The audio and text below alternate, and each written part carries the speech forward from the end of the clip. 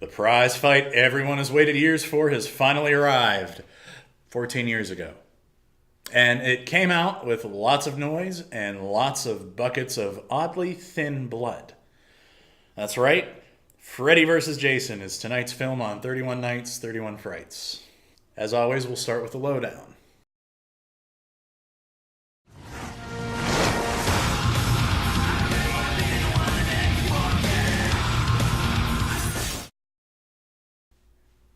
Freddy vs. Jason was released on August 15th, 2003. Was rated R, obviously. It ran for about an hour and 37 minutes. It was directed by Ronnie Yu and written by Damian Shannon and Mark Swift, with Wes Craven and Victor Miller getting credit for the creation of Freddy and Jason.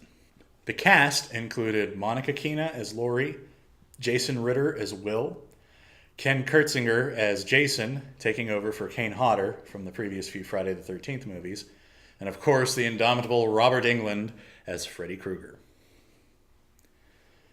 So what's the story? Does it really matter? Honestly? Okay, fine.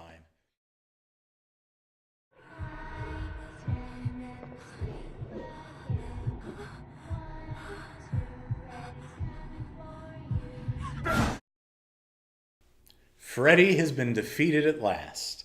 The parents of Springwood apparently realized it's not normal for your children to be butchered in their sleep. And they finally figured out a way to get rid of Freddy. If they take away the source of his power, the fear from the children, then they get rid of him permanently. Well, this worked. And what's a burned up psychopath to do when he is forgotten? Well, resurrect Jason Voorhees, obviously, and then trick the big dumb lug into going to Springwood to kill people in the infamous Nightmare House at 1428 Elm Street, in the hopes of jogging somebody's memory and thinking, hey, wait, isn't that the house where Freddy did all that stuff? Now, he succeeds in this. Jason does go to 1428 Elm Street and kills an asshole, but after that, he doesn't stop killing, which of course draws Freddy into this clash of these slasher titans. Oh, so you are afraid of something after all. Honestly, this is one of those movies that going in, you just kind of have to accept a few things about it before you can really enjoy it. It's not meant to be art. It's not even meant to be a very good movie. It's meant, for one thing, to take two of the biggest, most lucrative horror movie villains of all time and make them fight each other. That's the purpose of the movie. It says so right in the title, Freddy vs. Jason.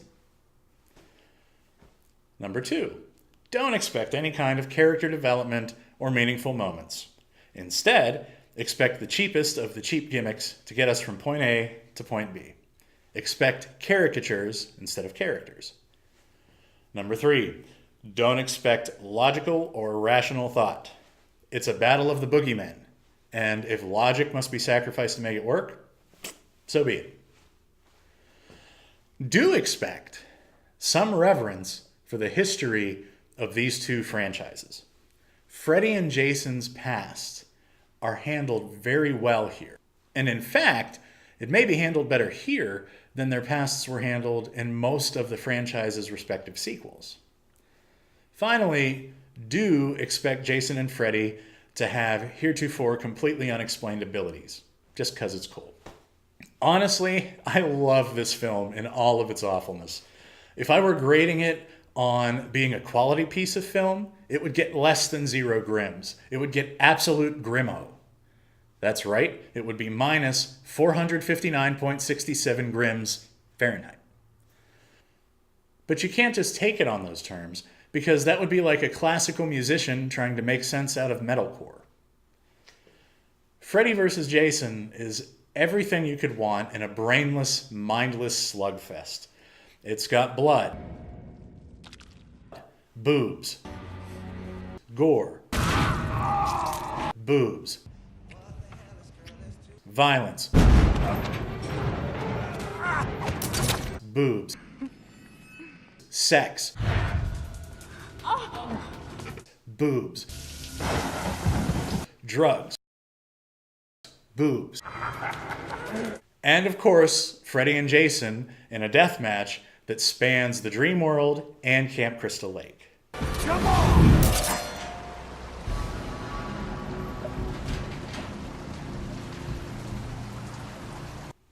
Is there a clear winner? Remember the final shot of Rocky 3? It's kind of like that. Sort of.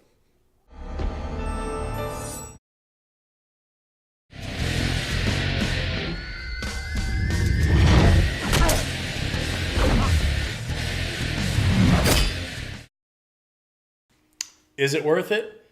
If you're a fan of either character at all, absolutely. If you're a fan of more sophisticated films, why are you watching this review in the first place? But for the sheer delight this film takes in hacking up all of its characters and even its stars,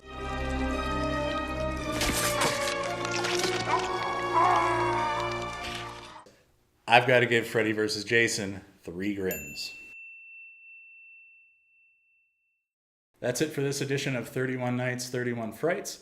Thanks for listening and watching.